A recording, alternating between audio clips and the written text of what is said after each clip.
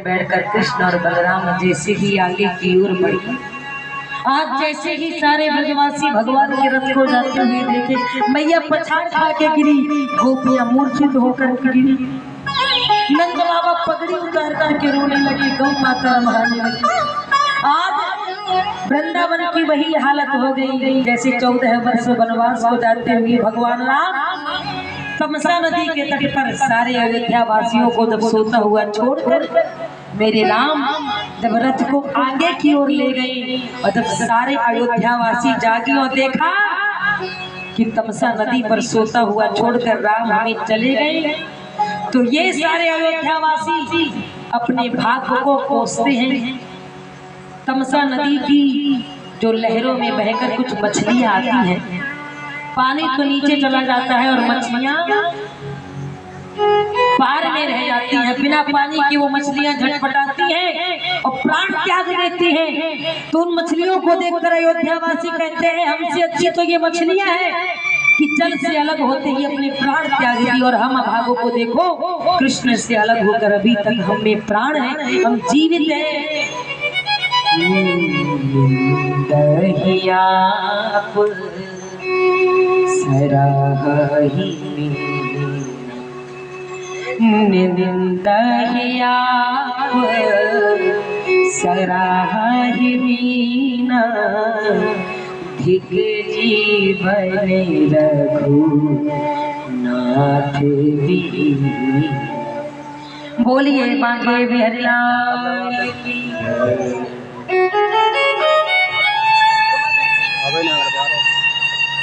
आज इस प्रकार भगवान श्री कृष्ण और बलराम जी वृंदावन को छोड़कर मथुरा की ओर चलते। अक्रूर जी के मन में चिंता लगी हुई, ये दोनों बच्चे कंस के पास पहुंचेंगे और कंस मार मैं कैसे इन दोनों बच्चों को बचा लूं। भगवान देखते हैं कि मन बड़ा व्यथित है अक्रूर जी का, तो भगवान कहते हैं काका थोड़ी यमुना जी में स्नान तो कर लो। अक्रूर जी जैसे उतरते हैं और यमुना जी में डुबकी लगाते हैं तो क्या देखते हैं, या कालिंद्या पार्जनो कृष्ण या भरतेशो जीजीर्विषा च्वेत्वा सपुल्वपः। जो कृष्ण बाबा के वही कृष्ण यमुना जी के अंदर नजर आई। अरे अक्रूर जी विचार करते हैं मैं तो इनको बाहर छोड़ के आया, अंदर कैसे आ गए, शायद ये मेरा कोई भ्रम है, धोखा।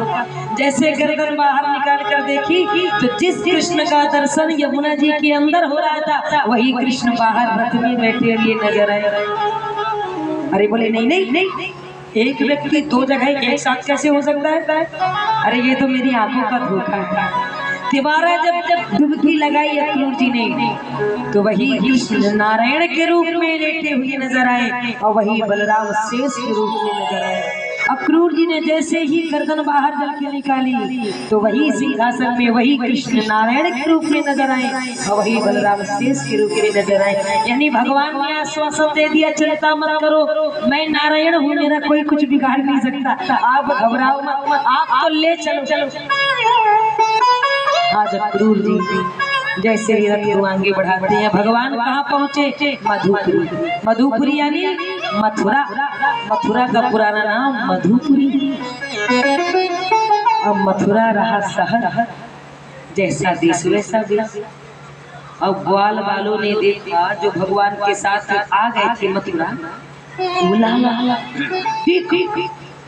जहाँ के लोग coat pant tie suit boot में, और हमें देख ये ऐसी फटी सी कपड़ा पहने लाला ने खमा हुए अच्छे कपड़ा दिलाए। तो ठाकुर जी बोले चिल मत करो, ये हमारा नंदसार है, ननिहाल है, घर घर में मामा मामी बैठे हैं, नाना नानी बैठे हैं, जहाँ से मन पड़े वहीं से कपड़े ले लो। तो भगवान वहाँ पहुँचे, बोले धोबी के पास जो कि कंस के कपड़े धुलता था। प्रभु बोले मामा जी हमको कपड़े दे दो, हमको पहनना। धोबी ने देखा, बोले कुआरे वन में गाय चराने वाले और हमारे महाराज कंस के कपड़े पहनेंगे, तुम्हारी इतनी औकात, निकलो यहाँ, वरना एक मुक्का लगेगा। तो इतने में जो भगवान श्री कृष्ण के साथ में सखा था, श्री कृष्ण भगवान तो मुस्कुरा दिए सुन के, लेकिन सखाओं को क्रोध आया। सखाओं ने कहा, तू देख कैसी जबान चला रहे हो, अरे तू वही इतना वाला मुक्का दिखा, एक मुक्का मारा राम नाम सत्य है जाए, तू ना मार तो फिर हमें बता हम मारे। अरे ठाकुर जी बोले, पहलवानों तुम पीछे रहो, तुम पीछे रहो। तुरंत ठाकुर जी ने एक मुष्टिक का प्रहार किया, धोबी का उद्धार हुआ। ग्वाल वालों ने कंस के कपड़े पहने। अब कपड़े भी पहनो तो फिटिंग के हो तो अच्छे लगते। अब कंस लंबा हट्टा कट्टा चौड़ा मोटा ताजा, और ग्वाल बाल बेचारे। जब भगवान श्री कृष्ण मथुरा गए हैं ना वृंदावन से, तो भगवान की उम्र 11 वर्ष 56 दिन के थे भगवान। अब कोई 9 वर्ष का ग्वाल है, कोई 10 वर्ष का, कोई 11 वर्ष। अब कपड़े तो पहन लिए कंस के, लेकिन जब सड़क में चले तो ऐसा लगे मानो झाड़ू लगाते हुए आगे बढ़ रहे हैं, कपड़े नीचे तक लटके। ग्वाल वालों ने गाँव लाए, ये कपड़े ने कटवाए कि फिटिंग के बना दे। तो ठाकुर जी बोले, चलो दर्जी मामा के, दर्जी के यहाँ गए, इसने कपड़े काटे, फिटिंग के बनाए, ग्वाल वालों को पहनाया। तो भगवान ने दर्जियों को आशीर्वाद दिया, भगवान ने दर्जियों को आशीर्वाद दिया। भगवान ने कहा, जाओ कलयुग में मौज करोगे। कैसे? बोले, कलयुग में जितने का कपड़ा नहीं होगा उतने से ज्यादा महंगी सिलाई होगी। और आज देख लो, टेलरों की मौज आ रही है। गांव में भी सादा सलवार सूट सिलवाओ, कपड़ा भी अपना, उनका मात्र कैंची और एक धागा, और सिलाई 150। ब्लाउज का कपड़ा ले लो 100 रुपए का, सिलाई कितनी 150 की, अनेक डिजाइन डाल देना बहन तो 50 रुपए और। भगवान ने कपड़े पहन लिए। अब भगवान जब आगे पहुंचे तो पहुंचे माली के यहाँ पर। माली ने भगवान को माला पहनाई तो भगवान ने मालियों को आशीर्वाद दिया। अच्छा कहते हैं ना, माली के यहाँ से माला ले आओ, माली के यहाँ से फूल ले आओ। क्यों? ऐसा नहीं कि इनका काम है कोई फूल माले का। भगवान ने मालियों को आशीर्वाद दिया है कि माली के हाथ से तोड़े गए फूल, माली के हाथ से बनाई गई माला 2 दिन तक बासी नहीं मानी जाएगी। इसीलिए कहते हैं माली के यहाँ से माला ले आओ, माली के यहाँ से फूल ले आओ। आगे भगवान जब बढ़िया कपड़े पहन लिए और माला पहन लिए, आगे बढ़ी तो भगवान को कौन मिली? बोले, कंस की एक दासी जिसका नाम था कुब्जा। 3 जगह से टेढ़ी मेढ़ी थी, इसलिए नाम था त्रिवक्त्रा। बड़ी हम इसमें घूंघट डाल कर रहती, लेकिन इसके हाथ का चंदन भगवान कि जो मामा जी है कंस, उनको बड़ा प्रिय था। अब ये 3 जगह से टेढ़ी मेढ़ी जा रही थी, तो दाऊ जी ने कहा, लाला बढ़िया जोड़ी है। ठाकुर जी ने कहा, कैसे? बोले, तू भी 3 जगह से टेढ़ा मेढ़ा और ये भी 3 जगह से टेढ़ी मेढ़ी, क्यों ना यही चाई माई कर लो। भगवान ने कहा, अरे ओ सुंदरी। कुब्जा को बड़ा बुरा लगा कि मैं इतनी क्रूर हूँ, अब मेरा मजाक उड़ा रहा है, परिहास कर रहा है सुंदरी का। कुब्जा कहती है, अरे तुम जैसे लोगों की वजह से ही मैं घूंघट डालकर चलती हूँ, तुम मेरा मजाक उड़ा रहे हो कि मैं सुंदर नहीं? भगवान नहीं, हमें यह बहुत अच्छी लगी। देखो, हमने आपके चंदन की बहुत प्रशंसा सुनी है, थोड़ा चंदन हमारे मस्तक पर लगा दीजिए। आज कुब्जा ने विचार किया कि मुझ जैसी कुब्जा का चेहरा सुबह सुबह कोई देखना पसंद नहीं करता, लोग अब सगुन मानते हैं, लेकिन इस बालक को देखो, इसने मुझे सुंदरी कहा। तुरंत कुब्जा आई और जैसे ही भगवान के मस्तक पर चंदन लगाया, तुरंत भगवान ने कुब्जा को स्पर्श किया, अपना एक पैर कुब्जा के पैर के ऊपर रखा और हाथ से कुब्जा की ठोड़ी पकड़ी और जो पकड़ा और झटका मारा। देखते ही देखते 3 जगह से टेढ़ी मेढ़ी कुब्जा बिल्कुल सीधी हो गई। भगवान का स्पर्श पाते ही कुरूप से सुंदरी हो गई, और जो अभी तक कड़वे वचन बोल रही थी, वही मीठे वचन बोलने लगी, वही देव भाषा बोलने लगी। देखो, ये कुब्जा कौन है? ये त्रेता युग की शूर्पणखा है। लोग कहते हैं शूर्पणखा राम जी के पास पंचवटी में गई। क्यों गई? तो लोग कहते हैं विवाह का प्रस्ताव को लेकर के गई, इसीलिए राम जी ने नाक कान कटवा दी। ये भी बात सही है, लेकिन दूसरा भाव सुनिए।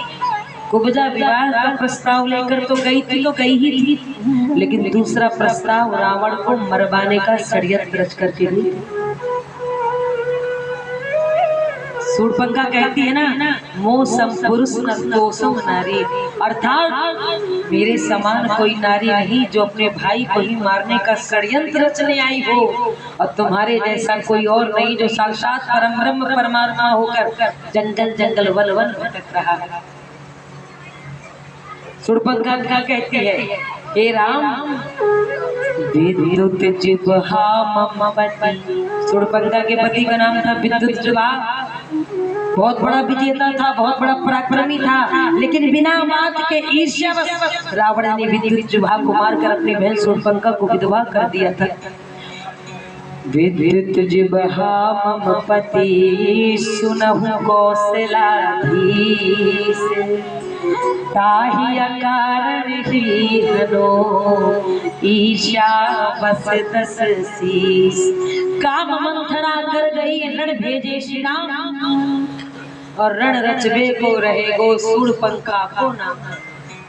लाला कर निस्दिन रखूं प्रतिदिन दैत्य महान, और गिन गिन कर मारत चलो धर कर तुम धन्यवाद। हे प्रभु, मैंने अपने पति के मृत्यु पर प्रतिज्ञा ली थी कि जैसे मेरे भैया ने मेरा सुहाग उजाड़ा, उसी प्रकार एक दिन में मंदोदरी का भी सुहाग उजाड़ू।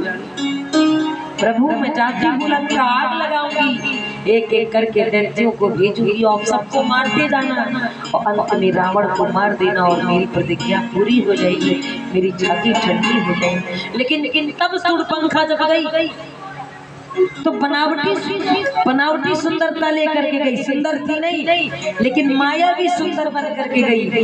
तब नाक कान कटे, लेकिन अब विचार करती है कि पहले बाहरी सुंदरता लेकर के गए तो नाक कान कटे, भगवान ने स्वीकार नहीं किया, लेकिन अब कोई बाहरी सुंदरता लेकर नहीं जाऊंगी। अब जैसी हूँ वैसे ही प्रभु के चरणों में समर्पित हो जाऊंगी, क्योंकि भगवान को बनावटी सुंदरता, बनावटी प्रेम भगवान को स्वीकार नहीं है। ध्यान देना, बनावटी लोग कैसे होते हैं? मन मैला तले उजरू, मन मैला तले उजरू।